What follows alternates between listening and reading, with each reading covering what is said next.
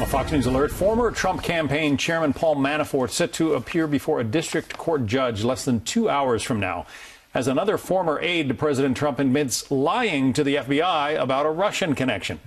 Earlier in the hour, I spoke with Larry Sabato, who says it's a bad idea for President Trump to keep tweeting about this case.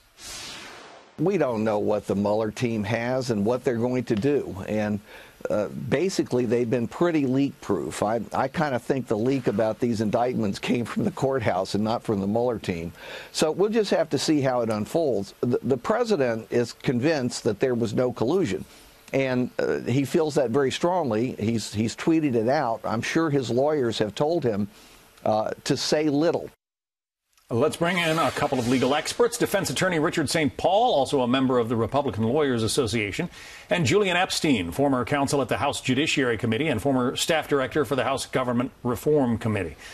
So, Richard, I want to start with you. You know a lot about campaign law. Does any of this in the indictment touch on the Trump campaign itself?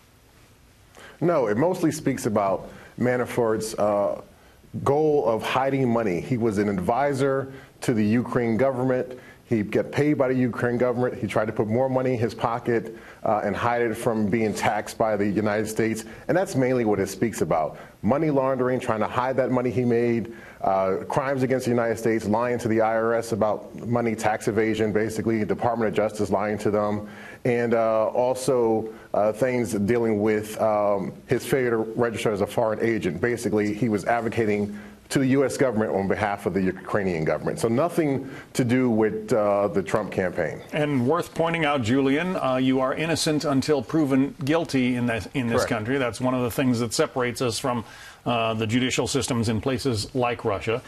From your standpoint, you know, you've been a longtime Democrat. From your standpoint, is there anything in this indictment that reflects badly on the campaign, on the Trump campaign itself, or the current White House? Well, there are 2 counts in the indictment that deal with false statements that are made in 2016 and 17 about his general relationship with the Ukrainians and Russians, and we'd have to dig a little bit deeper there. But I think your guess is correct. There's nothing here that squarely goes at the question of collusion. I think the question here is whether Robert Mueller will try to get Manafort to be a cooperating witness. Remember, Manafort was at that famous June 2016 meeting that was organized by Donald Trump Jr., where Donald Trump Jr. clearly believed that he was getting information from an attorney that was coordinating with the Russian government, information that was damaging to Hillary Clinton. So that's an important data point. Another important data point there's a lot of news reports that Paul Manafort was instrumental in changing the GOP platform to be favorable to the Russians in the July 2016 convention. A third data point is, you know, Paul Manafort clearly has a lot of knowledge about President Trump's financial relationships, alleged financial relationships with the Russians. That's getting more and more scrutiny. So the question is, while the indictment is not squarely on the indictment does not squarely go to the issue of collusion, can Paul Manafort be a productive witness for Mueller on some of these other questions? It is every campaign, Richard, gets involved in opposition research.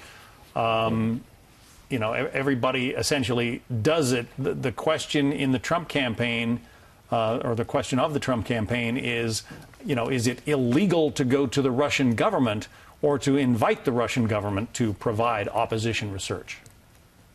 And that is the particular question that we don't know the answer to at this point in time. Because, look, in Title 18 of the United States Code, which is the criminal section for the federal government, there is no collusion. So we have to look at traditional white-collar crimes like money laundering. Did you pay people did foreign governments pay people in the United States? Did they donate money to political campaigns? You cannot be a foreign agent, that is somebody from another country, and donate to a political campaign or spend money on behalf of a political campaign here in the United States if you are a foreign entity. So Paul Manafort is one of many different pieces that we will see come together under this Mueller investigation. But as it stands now, the charges against Manafort have nothing to do with the campaign, or doesn't seem like it brings us any closer to Richard, what about that resolution. Richard, what about Julian's point, though, that they may be using these charges as a cudgel to try to get some cooperation from Paul Manafort?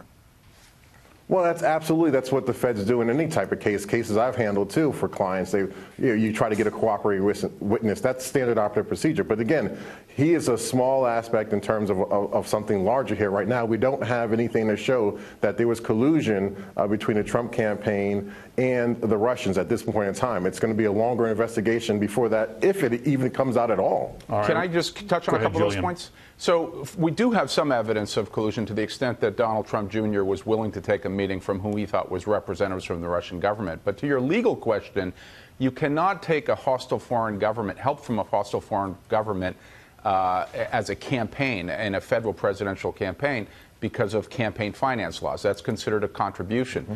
So you have that issue. Secondly, the techniques that were used by the Russians in this case involve cyber crimes, hacking, illegal hacking of computer systems. There are probably another half dozen laws that were violated in the process of the Russian campaign to interfere in the U.S. election. So there are clearly very serious federal criminal statutes involved. It's true that there has not been proven whether the Trump presidential campaign was actively collaborating in the violation of any federal statutes, but there's no question there are serious criminal violations that occurred on the part of the Russian activities here. Yeah, we do know that the Russians wanted to sow discord, and they seem to have done that, and they have accomplished that. Julian Epstein and Richard St. Paul, we'll check in with you again. Thank you both. Okay, thanks for having us.